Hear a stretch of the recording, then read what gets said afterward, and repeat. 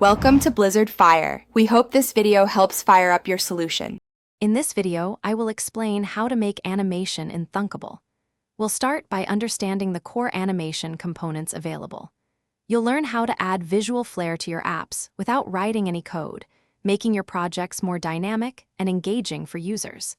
Get ready to transform static designs into interactive experiences with just a few clicks. Now, let's dive into creating your first animation.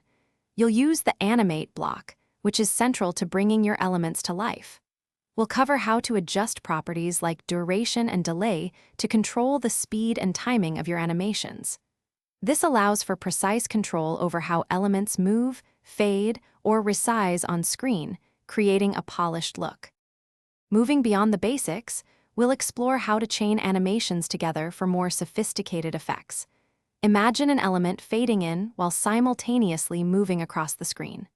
We'll also look at triggering animations based on user interactions, like a button press or a swipe gesture, making your app truly interactive. This adds a layer of depth to your user interface. To wrap things up, remember to always optimize your animations for performance. Testing on different devices is crucial to ensure everyone enjoys a smooth experience.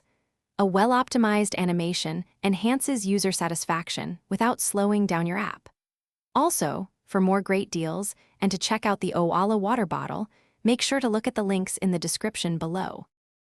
Thanks for watching. If you found this helpful, don't forget to like and subscribe.